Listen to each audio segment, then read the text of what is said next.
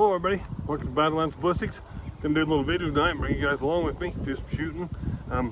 I usually tell you I'm really excited about this video, and today I'm kind of excited, but I'm a little sad too. I tell you the full story. My Browning 1886 4570.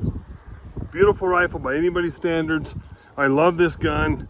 I do not have it fully figured out. I don't shoot it that well. I needed some more practice with it. I've done some videos with this. Knowing that I got an elk hunt coming up, I wanted to use this rifle. We hunt, generally speaking, in the thicker timber. The shots are usually under 100 yards. With some practice and some right loads, I would feel very confident this gun with an elk under 100 yards. So I'll tell you why I'm not using it. About 2 weeks ago, I've been having some dental issues. I ended up going to an oral surgeon, did a pretty major surgery on my upper jaw on this side, and they had to do a bone graft. He said it takes 4 months to heal. So here's my hard kicking 4570. I don't want to get knocked in the noggin by this thing and cause complications with this oral surgery. Yeah, I'm sad about it, honestly. I have been so excited to take a big game animal with this rifle. You know, I've had a crazy summer. I haven't spent the time with it I need to, obviously. But I had this surgery, I guess it's been 3 weeks ago. No way am I gonna shoot this rifle. I mean, you guys have seen some of the videos. This baby recoils, and it recoils up. Of course, without a scope, you put your face a little closer to the stock. So, all those combinations of things, this old girl is gonna have to wait till next year, hopefully, to use for a big game animal hunt. So, I'll show you what rifle I'm using. You guys have seen this gun before. Winchester Model 70 Extreme Weather 264 Win Mag. So if you guys know this channel, you know how much I love 264. My buddy Adam over to Hootie Hoo, he's got himself a new 264. I think he's gonna fall in love with the same that I have. Of course, Adam's got a lot more rifles to pick from, but anyway, so I love this rifle. I'll tell you a quick story about 264. I got lots of stories. I'll try to narrow it down. First story is I've been shooting 264 Win Mag in a Winchester Model 70 since 1988. Yes, I know some of the viewers are saying, man, did they even have guns back then?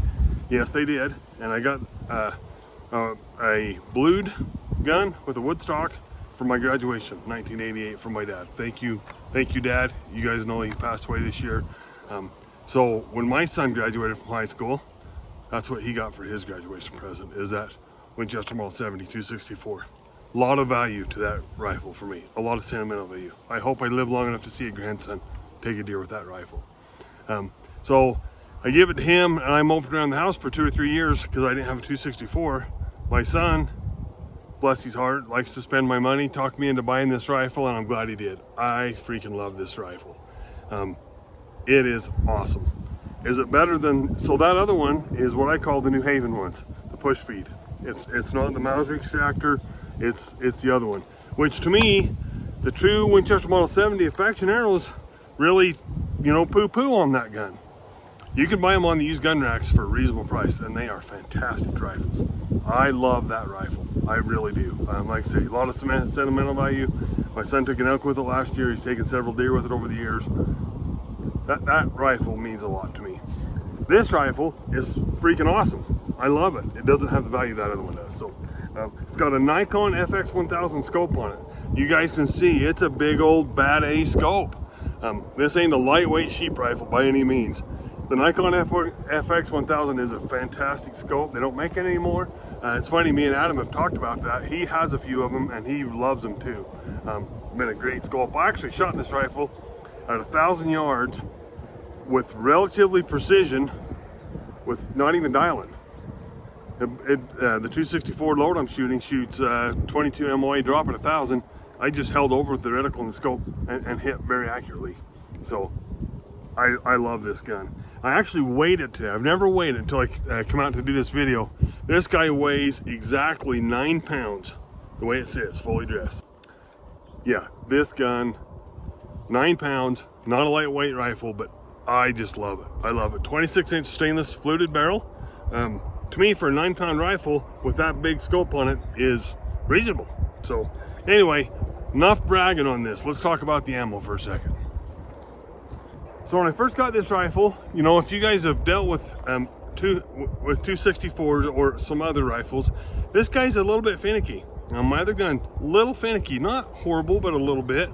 And so for us to develop one load for 2 rifles was a challenge. It took a lot of trial and error, for sure. The load we come up with, 140 grain, nozzle AccuBond, reloader 22 powder. This guy out of this rifle is going just over 3,000 feet, 26-inch barrel. Out of the other rifle, it's going just under 3,000 feet, 24-inch barrel. We've both shot sub-MOA groups with this load. I don't think there's anybody in the hunting world that could argue the quality bullet of a nozzle AccuBond. 140 grain bullet. We've taken, both of us taken elk with these, both of us taken deer with these. It's a great load. I love this rifle. So, another quick story about 264s.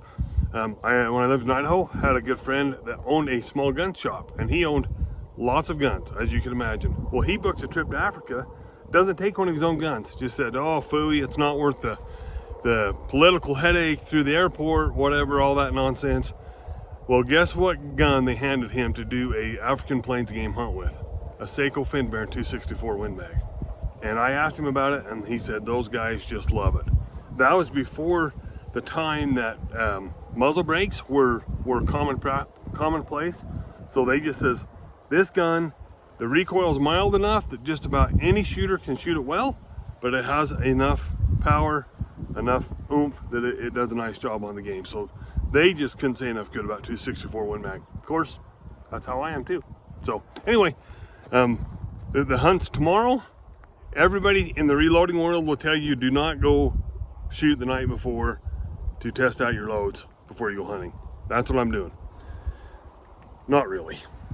I loaded these a big batch of this ammo probably 3 or 4 years ago. I literally have a big, like 2-gallon Ziploc baggie full of this ammo. This is a tried and true, proven, you know, been shot in this gun. Like I say, we've taken a couple of big game animals with it. For me, I don't like to go without at least a 0. So what we're gonna do today is I'm gonna shoot 3 shots on paper at 100 and check it for 0. And if it's on, we're gonna call it a night. So that's what we're gonna do next. Here we go.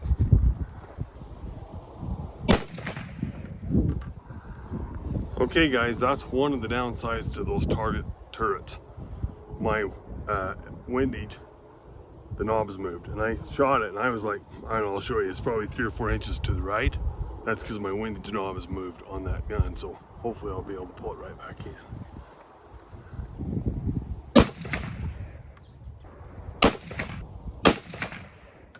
Tell you what guys, that's not a great group. Let's go have a look. Alright guys, well, it's not near as bad as I thought. So this was the first shot, clear over here to the right. That's with those target knobs adjusted. This was my second shot, so that would be my first shot, adjusted the scope. Then my first one after, second, third. Not a bad group.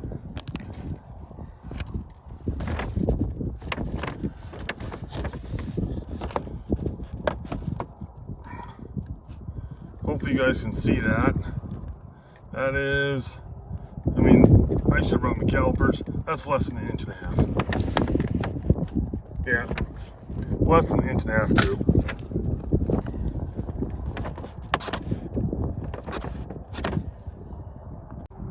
All right, guys. Well, it's been one of those nights. I've been kind of rushing around there. You see, the sun is down. My hired man that's helping me with the sprinklers called today, and he's had some issues with his family and wasn't able to move. So I still got to go move water tonight.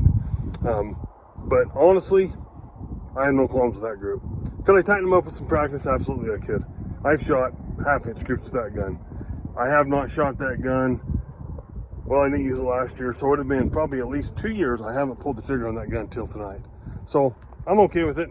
I'm as good a shot as Adam, not even close. Like to be. I tease him about having 1/2-inch groups or nothing. So this gun will do the job for sure. There's no issues the way it's shooting. I mean, I was aiming at the bottom right corner of that target. That was like a 1-inch square. I aimed at the bottom right corner just to be a little bit more precise. So it was shooting just a tiny bit low, but I mean, honestly, I'm not gonna be loud. I mean, if I have to lob them in there out to 400 or 500 yards, I'll range it and dial it, and we'll be good to go. So anyway, we're gonna wrap the video up tonight. Thanks for watching, everybody. Stay tuned. I should have, hopefully, some good elk hunting video footage for you in the next few days. Thanks for watching. Have a good night.